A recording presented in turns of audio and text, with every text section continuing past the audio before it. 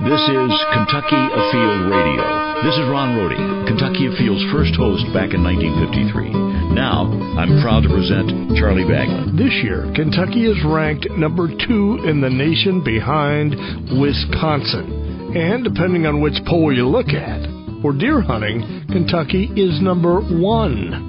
We'll tell you why as we go inside outdoors with senior deer biologist David Yancy with the state's deer program. A little pre-game analysis, if you will, for the season that starts September 7th. Plus a good dog story later in the show.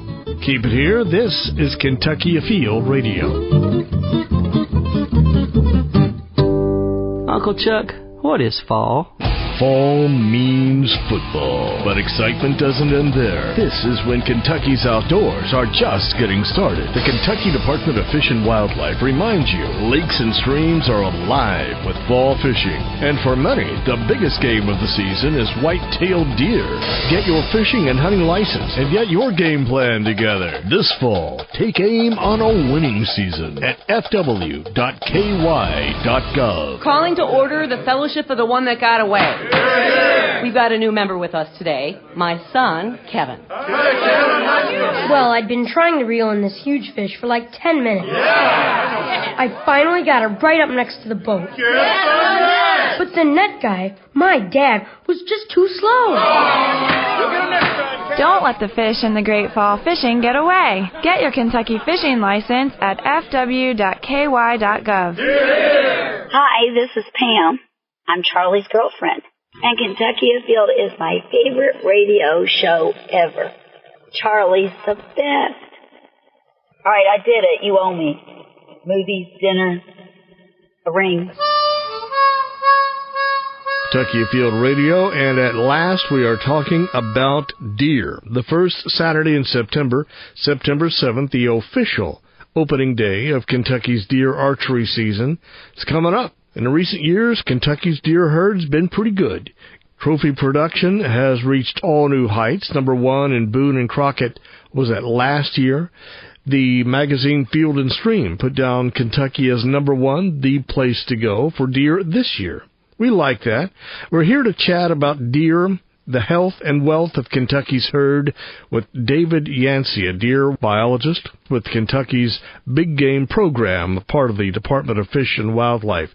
A biologist whose work I have respected for many years. So I guess the first question is, are you ready for deer season? You have a spot picked out? Yeah.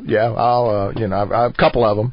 The deer herd waiting for hunters this fall. If that starts in September's archery season, what can we expect when we get in the woods? Well, a pretty good one. We've had a pretty good run, and it should continue. Pretty decent numbers across the state. We had a all-time record total season take last year. What was that? What was that total season take? I remember the news a little over 130,000 deer. It was, it was about 135,000. Can you put that in some perspective? 135,000 deer. What number came in second to that in our history? 2004 was the first best ever. It was 124,752. 2006 was 122,233. What accounts for a jump of 12, 15,000, whatever it was? The biggest driver of what the total is going to be is what happens in the November gun season. Deer hunters think back about what happened last year. We had perfect weather during that November gun season. In zones 1 and 2, you get 3 weekends. In zones 3 and 4, you only get 2 weekends. But in either case, either way you look at it, all weekends of the modern gun season last year were flawless. It didn't rain, it didn't storm. At least one of those days each weekend, it was not real windy. They were about as good as they could be, and people got out and hunted on the weekends and killed deer. And I think that's just like you had won it textbook. Yes, you could look back at what I'm looking right in front of you, David. It's a bar chart that goes with the years. And I bet you could go to any one of those years, one of those that were in the 120,000s, and you're going to find a rainy weekend in there somewhere. Absolutely. Mm-hmm. Yeah, so that's going to make the difference. Beyond the weather, do you have a clue of were there more hunters? Were there more youth hunters? Not really. The weather was the big thing. There were some other things. The acorn crop last year was not bad, but it wasn't stupendously good either. It was, if you're a deer hunter, that, believe it or not, I mean, that's a good thing. What you want is a moderate to below moderate acorn crop, because that makes deer have to travel more to, looking for something to eat, and then that ups the odds that you're going to see them. They're going to be out moving around. And then also, what helped make the kill bigger too was that we had another record archery kill, and last year we had a slightly longer archery season than normal by 3 or 4 days, because our archery season opens the first Saturday in September, and it just so happened that last year the first Saturday in September was also September the 1st, instead of being like September 7th. Sure. That gave some extra days, and it showed. I mean, people got out in September and killed more deer than they often do in September. So yes, over that extra week of archery, that helped put it over the top too. Right. You can't control the calendar. You at this stage of the game cannot control the weather. Mast crop, though, you kind of do have an idea. How's that looking out there? I think it's probably another moderate average, maybe average to below average, because for this reason, we've had an atypically rainy spring and summer. Frequently when you get a lot of rain, acorn crops are down because it messes up the oak trees' pollination. Rainy summers or rainy early summers can lead to lower acorn crop production down the road that fall, because the rain interferes with pollination of the flowers. Acorns are seeds, and they come from the flowering and the pollination thereof. Let me ask about, so in the big game program, how closely do you need to work with the folks with the Department of Fish and Wildlife that actually sell the licenses, that actually do hunter education, to give you some kind of clue as to the hunting population that's going to be taken to the woods come opening day of these seasons? Is that a factor that you really need to know in wildlife management? We use their data. We look at it every year on license sales, to estimate how many deer hunters. We use it for estimating how many deer hunters we have out there. Now, what we don't do is we're not looking at trying to figure out where our hunters hunt, like what counties they hunt in. We set what you can do in the county by what zone it is, zone 1, 2, 3, or 4, which determines, how long the seasons are, what you can take. And then we set that. And then we let the hunters go where they want. So far we don't have any hunter density, hunter problems where we've got too many hunters in one place and too few in another. We let the hunters sort that out themselves, because right now there's just not any need to do anything more than that. We opened the show by saying that you and I used to work on Kentucky Afield Radio a little bit together back in the day. I don't mind admitting, was probably 22, 3 years ago. Mm-hmm. And when we were doing this, I would say, David, how many deer do we have in Kentucky? And I want to say, once upon a time you said, we have about 400,000, and that's about where we want to keep it. The next year I would say, how many deer do we have? Well, we have about 500,000. That's where we want to keep it. And it kept creeping up and creeping up. Has it leveled off yet? Well, it appears to have. In that, if you look at this graph you mentioned a while ago, now this is the kill. You notice that, it's up at one year, it's down the next, but that, if you draw back and look at it, that's pretty stable. But that's kill. What may be going on there is, we've got enough deer that the ratio of how many deer we've got to our hunters, most hunters that want to kill a deer can do so. And most of our hunters, even with about almost a third of our state being unlimited doe take, unlimited antlerless take during the season, that doesn't really matter. That was designed to focus kill there, get enough deer killed, get enough removed that we could then drive that down to zone 2 level, which is 4 deer apiece, and a 16-day gun season, and that's where we would like to hold it. Well, in those zone 1 counties, that hasn't happened. We're not, even after 13 years of unlimited doe take in most of those counties, we haven't killed enough to be able to change it, and that's because most of our hunters, if they kill a deer, they only kill on average 1.2. Instead of killing, 3-4 deer, they kill, 1.2, an average of 1.2. And we think that that's because either A, that's all they want, that's all they've got room for, that's all they've got time for. Probably a lot of the latter. That with work, with family obligations, that's just all. It's hard to find time to do more than that. We're talking to David Yancy, deer biologist with the Kentucky Department of Fish and Wildlife, about fall deer season. We'll talk more when we come back on Kentucky Afield Radio.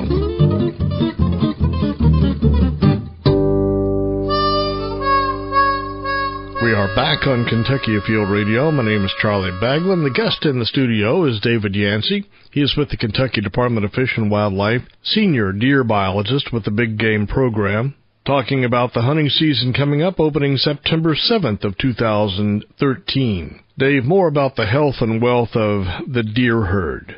The scientific concept of carrying capacity, meaning that there's enough food and enough space out there in the woods and the fields for deer to live. Is it a safe assumption? Because this is what I'm noticing.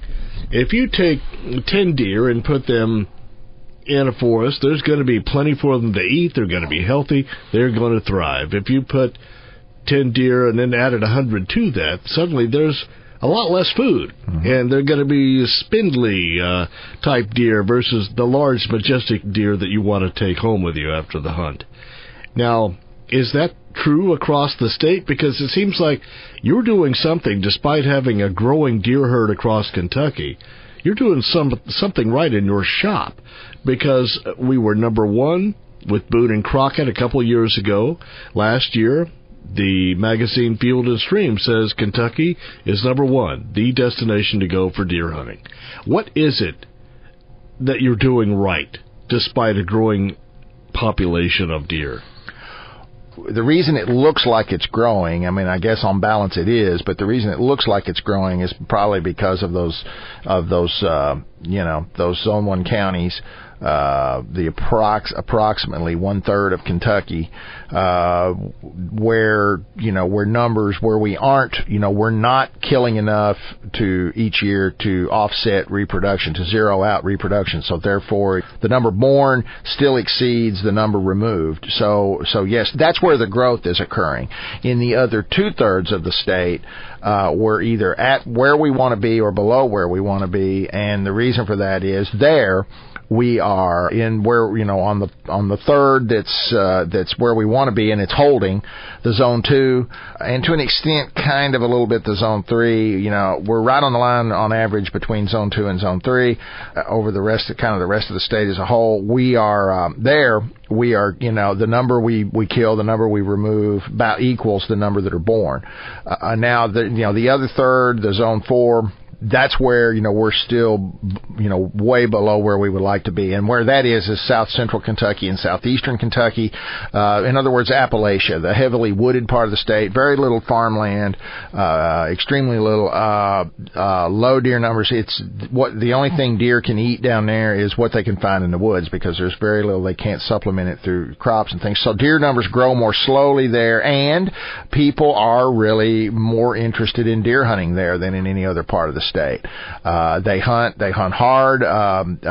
John Phillips, the deer coordinator that I went to work under, used to say, if you let people in Appalachia kill deer, they will. If you set the season and so you give them more days, they'll use them. You open up a method that you've had closed, you start allowing, some modern gun hunting for does, for female deer, antlerless deer, they'll take it, they'll use it more than other people in other parts of the state. And it's probably because deer are still kind of a novelty to them. The deer numbers in Kentucky have grown from the west end of the state to the east.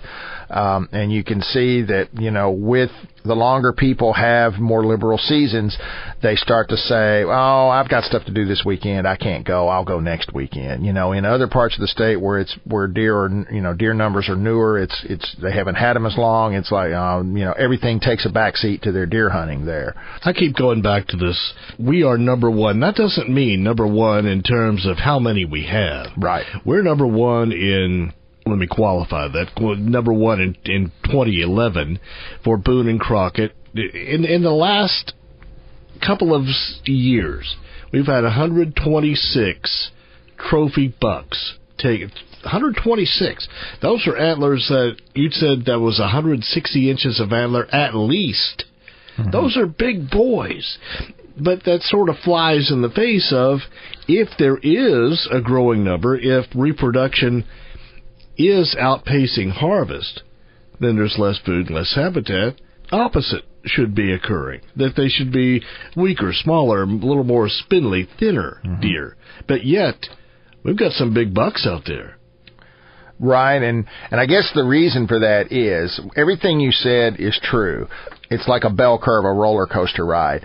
And where we are right now is we're still on the part of the roller coaster where you're going up. You know, we haven't reached the part, you know, where you get to the top and then you break over, and I mean, you look down and it looks like you're looking straight down. Well, that's not where we're at. We're still on the upper part of the uphill climb. And then what happens is, after numbers get dense enough, you know, great enough, and for long enough, you're right. The deer, they pretty much eat themselves out of house and home. They eat everything they can reach. Yeah. Weights start dropping. The antler size starts dropping. The does are older before they give birth for the first time. Instead of giving birth for the first time when they are a year old, it delays till 2 years old. Instead of having 2 fawns fairly frequently, that doesn't happen very much, and they mostly only have 1. And also, that you get more trophies for a while because you have more deer and more chances for them, you know, to live longer, the bucks, and grow bigger antlers. And more chances for hunters to come in contact with them during hunting season.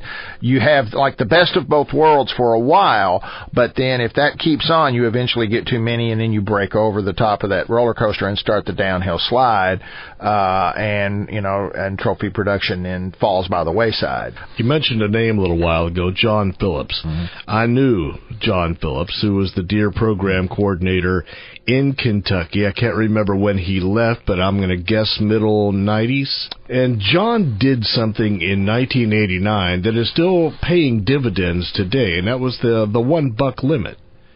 Am I right in that? To tell me historically what we've done in the last 25 or so years that has given us these high marks that we're seeing in the last couple of years.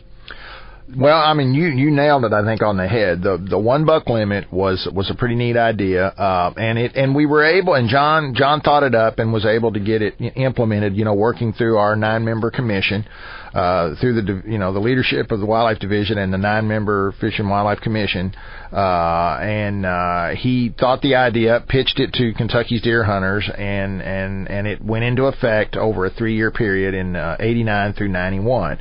And what that did, now the way we got away with that is we had only had just a few, 2 or 3 seasons where in part of the state deer hunters could take more than 1 antlered deer. So we hadn't, that idea had not become entrenched yet when that hadn't happened when John pitched the 1 buck limit, and the premise of it was, would you be willing to give up a buck and only have 1 antlered deer that you were allowed per year in return for a greater chance to see and possibly kill a nicer buck, a bigger antlered deer or something approaching trophy size. And he pitched that idea around the state in public meetings, and we did a hunter attitude survey, and we saw that about 2/3 of the people of deer hunters when asked that said, yeah, I would, and so it was implemented over a 3-year period, 89 through 91, and it had the immediate effect of saving about 20% of year-and-a-half-old bucks, antlered bucks. Back then, deer hunting was, people were still, any deer was a trophy back then. And so what people would shoot, the first legal deer they saw, they would take, little young bucks, and, but this started causing them to, think about what they were doing, hold their fire, be more choosy because I only have 1 of this, and, it can be anything I want it to be, but I only have 1 antlered buck. So, and they began to get a little more picky, and that caused a 20% savings in the yearling bucks, which meant that most of those deer, would be out there a year later when they were 2.5. Yeah. And instead of having just a little small rack at 2.5, a year later, they would have about a 15-inch outside spread, between the antler beams. They would have, instead of being 2 points or 4 points or a small 6 points, they would be 6 or 8 points. They were more what people think of when they think that's what I want. And so it stayed that way until about 2004. And then in 2004, the percentage of those year and a half old bucks began marching downward even more, from 60%, such that it's now down to about 42%. Which means then the other 60% of those antler deer are moving into the 2.5-year-old age class or older. And at the same time that happened, that's when you started seeing us go from killing 15 or 20 Boone and Crockett qualifiers to 30 to 40 to 45. The two, superimpose on each other. So because the yearling kill was going down, that meant they got older, and the trophy kill then could go up. And that's kind of part of what's led to where we are with trophy kill. And that part, those additional savings, from 60 down, the additional 20% from 60 down to 40, that has come from not from any change in regulations. That's hunters just, on their own becoming more picky, more selective. Dave, we got to get to a break. We'll have the fishing report coming up, and in a few minutes we'll be back to talk more about Kentucky's deer herd. Stay with us. This is Kentucky Afield Radio.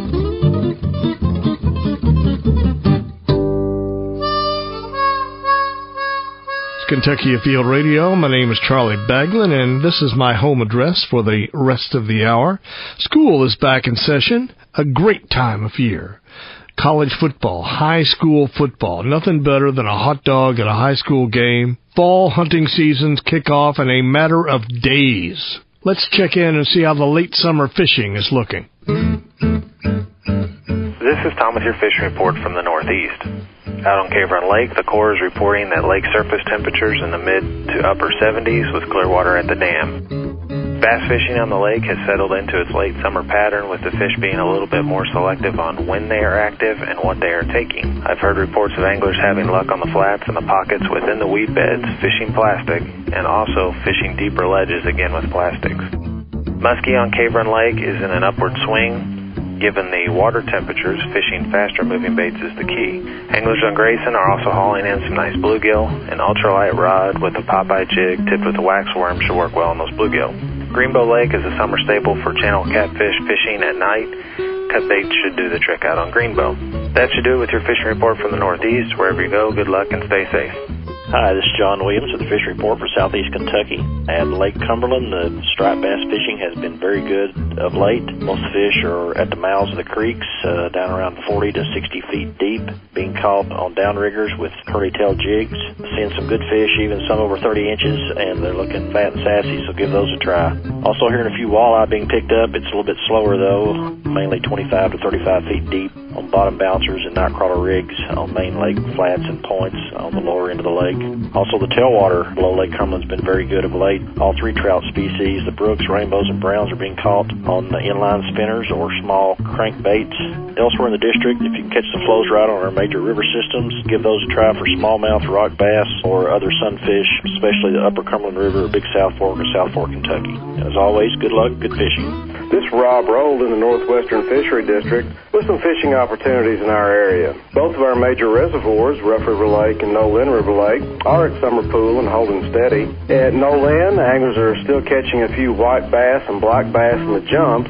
Flathead catfish and channel catfish are still active, primarily early and late in the day or at night. If you're targeting flatheads, try using live bait such as bluegill. At Rough River Lake, a few hybrids are still being caught by trolling swim baits at the 12 to 15 foot depth range. Lake Malone, channel catfish are very active there. Anglers have been catching some nice ones. Chicken liver seems to be the bait of choice there, and fishing them late in the day or at night around some of the steeper rocky banks. Please be safe on the water and always wear your life jackets. Thank you. Charlie Baglin back on Kentucky Afield Radio. If you ever have something to say, you want to reach me, Charlie Baglin at Yahoo. Funny name, Baglan. Charlie Baglin at yahoo.com will reach me. More about what makes Kentucky a top destination for deer after the break. It's not easy reaching your arms around a giant white oak tree. Mom, I can't reach your hand. It's not easy finding one either, but old-growth woodlands are another example of what Kentucky Nature license plates work to protect. Big tree. And even though this boy's in 5th grade, he might see college before those fingertips meet. And with some of these trees, he may still need a little help from his sister. Oh, brother. Kentucky Nature plates. No wonder they say nature's finest. We are back on Kentucky Afield Radio. My name is Charlie Baglin. Thanks for joining us today. We're looking forward to September 7th. That is the opening day of Kentucky's fall deer season, talking about our deer herd and what it looks like across the Commonwealth. Is this the year that you bring home a trophy? It might be. Few know that better than Kentucky's deer hunters. We got a heck of a herd, thanks to quality deer management and hunters that make it happen. David Yancy is my guest, a deer biologist with the Kentucky Deer Program, part of the Kentucky Department of Fish and Wildlife, and he has been a part of that program since the 1990s and has helped implement the changes that have led to Kentucky being what it was in the old days to what is now a real hunter's destination. Granted, we're talking science here. This isn't the stuff people talk about generally as they walk down the aisle at Kroger. Right. This is a science. There are those who would believe that, well, nature takes care of itself. There is a science that is involved in deer management. That's why you have a master's degree in this. That's why the chief of the big game department at the Kentucky Department of Fish and Wildlife has a Ph.D. in this. That's why the one that preceded her has a Ph.D. This is science. You have to measure it. Tell me a little about why it is so scientific and why, and let's say if we were in northern Montana, it may take care of itself. But what's different between here and there? You know, even in, northern Montana, they're, with mule deer out there, management, scientifically based wildlife management occurs, and it's a lot, in many ways, it may be a trickier proposition because you have things like it's more arid. You have to worry about factor in rainfall. You have to factor in, more importantly, you have to factor in winter severity. The big driver of what goes on with mule deer management is how many die during the winter from winter kill. We don't have that problem here because our winters aren't very severe. There's a predator-prey relationship going Absolutely. on that doesn't happen here. That's right. Or at least as much. That's right. They have a full complement of predators out there, and by that I mean black bears, grizzly bears, timber wolves, mountain lions that are factors in deer management that we don't have to contend with. Really all we have is coyote predation on fawns and a minor amount, just almost doesn't even register, of bobcat, kills of young deer. It's complicated in a different way in the east. Whitetail management is in that there's more people on the landscape. You have to factor in crop damage complaints, vehicle collision issues, complaints, ornamental planting damage in suburbia. Deer, which is a relatively, in my lifetime, new phenomenon. Deer in suburbia, deer inside the city limits. When I was a child, growing up in West Kentucky, if you wanted to see a deer, you drove to Land Between the Lakes National Recreation Area. Now, near my parents' house that I lived in, grew up in, you can see them well inside the city limits. If you had told me that, then I would have laughed at you. When I was a child, I would have laughed at you. Even wildlife biologists, we never saw that coming. The whitetail is a very adaptable animal. They can live, it almost seems, just about anywhere, and they can eat just about any plant material. That's a challenge in itself. And with the absence of wolves and mountain lions here in Kentucky, which were here once upon a time, but with people now on the landscape, they're gone and not welcome back. And so basically for the deer's sake and for other game animals, it's up to hunters to take the place of the wolf and the mountain lion. Car collisions, cold weather, disease, natural mortality on deer isn't going to make up the difference. That's right. And left unchecked, I mean, the number of collisions would go up, and that to an unacceptable level. And you're right. And even, you were saying hunting, taking the place of predators. We always had hunting with Native Americans, and it was considerable, in the East. That coupled with mountain lion predation, timber wolf or red wolf, whichever one you want to talk about, predation, that those things, probably kept the deer population, the whitetail population in the eastern U.S. at a stable level. Native Americans hunted year-round, and they used deer for everything. I mean, it wasn't just food. Their clothing, their tools. There was always human kill. For as long as there were humans in North America, sure, there was always human kill of white-tailed deer. Now, instead of using atlatls and Osage bows, now we use, modern compound bows, crossbows, modern muzzle loaders, and centerfire rifles. We were talking about the trophy harvest in Kentucky, and in 2011, I keep going back to that year. I wish every year it could be 2011, but it can't be. Well, we were number one. And, yeah. Mm-hmm. And now we're not always going to be number one, but at least you had said the other day on the phone, we were having a conversation, that we were always somewhere in the top 10, but now we're closer to the top 5. How is it that we're moving up the ladder? Our 1 buck limit. And again, back to an earlier question you asked me, we're still on the uphill climb side of the roller coaster. We've got, more deer out there and more deer.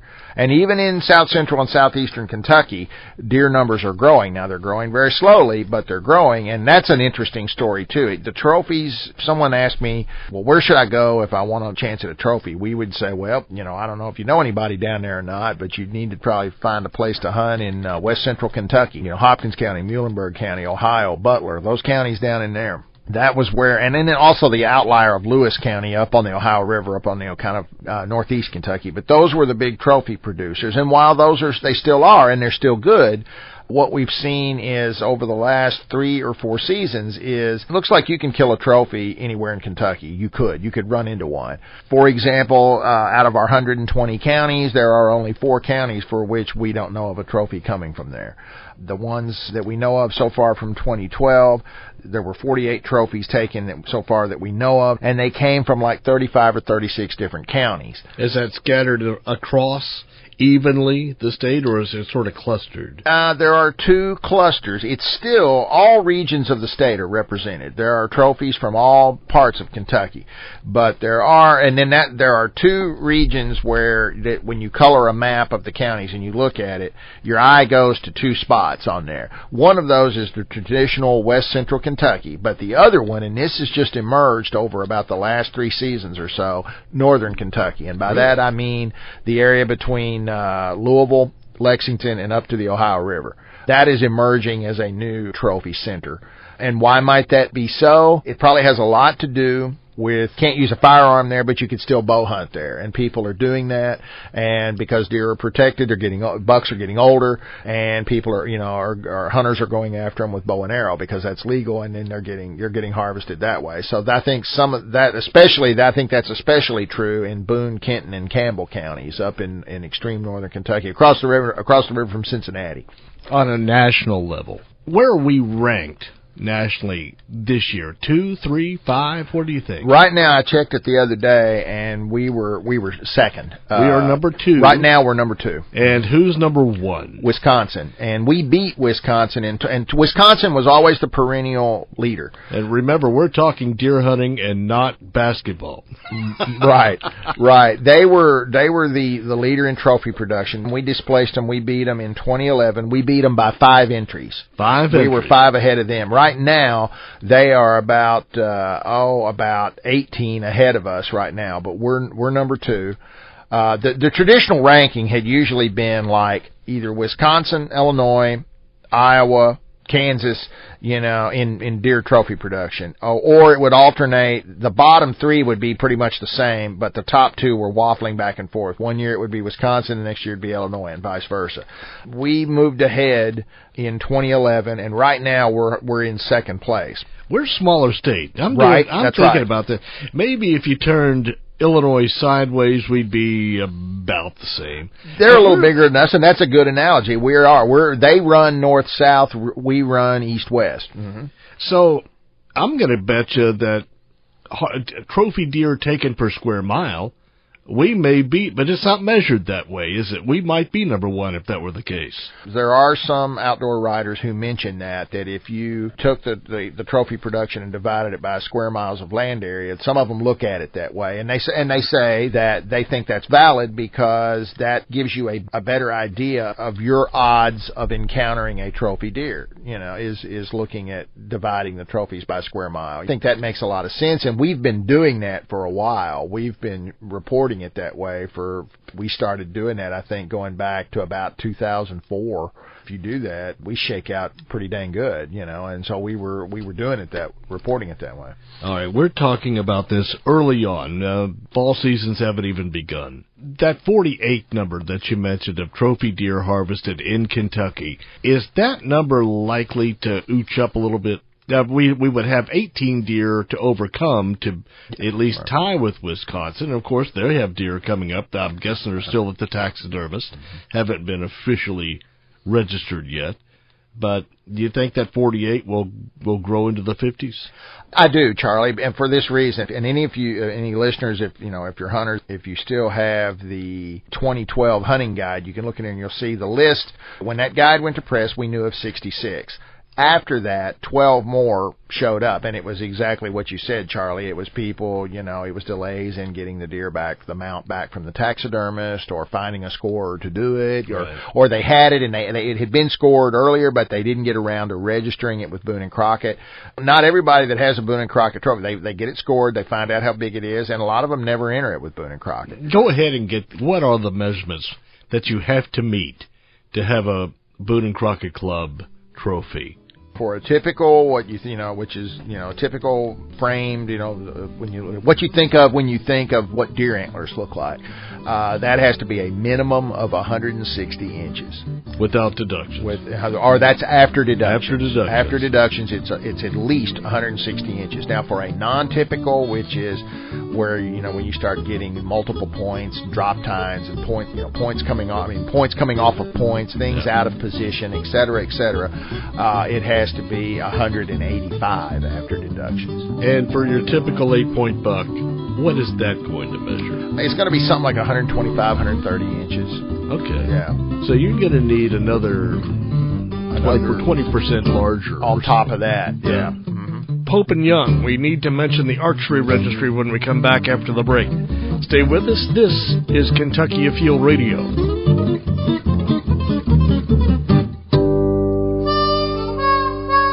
Back in our final segment on Kentucky Afield Radio, this is Charlie Baglin, and I need to jump to a news article that appeared back in May of 2013 from Outdoor Life. Best deer hunting state. Kentucky takes top spot in new whitetail scale. Read you a portion of this. Every year, hunting magazines run stories about which states have become the latest trophy whitetail hotspots. There is a problem with these stories, they say. They only look at the total number of trophy bucks killed. The trouble with this is that states with higher populations and more hunters have an unfair advantage. Take Wisconsin. They have 1.5 million deer and about 14 deer hunters per square mile. In comparison, Kentucky, 900,000 whitetail deer, 7 hunters per square mile. And given that about half of all fawns born are bucks, Wisconsin has about 750,000 bucks. Kentucky, 450,000. You don't have to be a math whiz to realize that having more bucks and more deer hunters increases your odds of having more trophy deer harvested. So what do they do to level the playing field and get back to this new whitetail scale, as the headline reads? When deciding where to go to pursue that trophy hunt of a lifetime, hunters should consider other factors like hunter density, the cost of the hunt itself, and how hunter-friendly are all the rules and laws surrounding deer hunting in a particular state. Coming out on top, Kentucky. My man David Yancy, a deer biologist from the Kentucky Department of Fish and Wildlife, is in the studio with me. Our season opens September 7th, David, with archery, and the registry there is Pope and Young. That is a trophy registry book that is just for bow-killed deer, and they have, for archery-killed deer, not even crossbows, and they have some things like you can't use restrictions, your bow can't be too much let off, you can't have lighted knocks on the backs of your arrows or anything, or you can't enter with them. Those aren't illegal, but you just can't enter the trophy with them if it was taken with that. But anyway, they have lower minimums because of the premise that it's harder to kill a deer through bow and arrow, so we want lower minimums, and theirs are 125 inches for typicals. But for Boone and Crockett, and that's what we always talk about, that because that's the system, and the Pope and Young book, they use the Boone and Crockett measuring system, and it's kind of got an interesting story behind it. The Boone and Crockett Club was co-founded by Teddy Roosevelt back in the very, very early 20th century, and the whole premise, the reason they wanted to do this was it was a different world back then, and they thought that these big game animals were going to become extinct. And they wanted to try to document the best examples of what they looked like, how big they were, et cetera, in case the day came when they were gone. Flash forward to now, and none of those animals are extinct. And all are legal game animals in parts of their ranges. It's nice to have the history of that, the records, the archives. You can go back and take a look. Right. Well, David Yancy, there's one thing you like to do, and that's talk about deer. I've never known a time that you couldn't sit down with you on a telephone conversation and you were not a wealth of information. All right, here's a question for you that I always pose to guests that's totally unrelated to wildlife. Do you text and drive? No, absolutely not. I don't even. I don't even have anything I can text really with. I need to get a more modern phone, and I've just got a flip phone right now. But no, I do not text and drive. Good man. All right, Dave. Thanks for coming out and talking. All right, good talking to you, Charlie. That again, David Yancy with the deer program out of the Kentucky Department of Fish and Wildlife. Let's see. This is the final weekend of the Kentucky State Fair. If you happen to be in Louisville, make sure you stop by the Department of Fish and Wildlife booth. There you can pick up any number of things that'll help you out in the woods this fall. In the South Wing, check it out. Got a good dog story coming up. Right now I want to talk about what is in the news. Quota hunts. Quota hunt and public lands hunting information is going from printed paper to online only, and this is a good thing. Information about quota hunts and public land hunting has moved out of the printed media and into now available only online, and it's easy to find. Kentucky's Fish and Wildlife website, fw.ky.gov, a lot of dots, but you'll figure it out, fw.ky.gov, and people may apply for quota hunts during the month of September, so be bearing that in mind. The change follows migration of quota hunt applications from paper to online and telephone several years ago. The Kentucky Department of Fish and Wildlife is working to increase the use of technology to increase customer service. Placing quota hunt and public lands information online allows the department to update information at once, instead of making people wait until a new guide is printed. Kentucky Fish and Wildlife conducts quota hunts on public lands for deer, pheasant, quail, upland birds, and for waterfowl. Hunters or trappers who would like a physical copy of what's online can simply print the pages they like. Printed copies of the new hunting and trapping guide for years 2013-14, available as we speak. Thanks to Art Lander for that story. Good dog story. You have heard it said, no doubt, and no truer words have been spoken. There is nothing better than a dog. I know it's true. You know it's true. Trying to convince my wife-to-be that is true will take some doing yet. But she's young, and she'll grow out of it, we hope. Good dog named Bear up in Long Island, credited for saving the life of his owner and her grandson. Compliments of WABC News out of New York. When Carolyn Swinson got Mastiff Nick's Bear from a shelter 3 weeks ago, she made it very clear to him no sleeping in the bed. Early yesterday morning, about 5 in the morning, I felt a big thump on my chest, and I thought I was dreaming, and I opened my eyes and I said, In just a few minutes, the back of Swinson's home in Brentwood was engulfed in flames. 2 people started pounding on her door. Swinson says with the air conditioning unit blasting in her room, she never would have heard them if she wasn't already partially awake. A credit to, well, you know who. I lost a lot of stuff, but I have my life.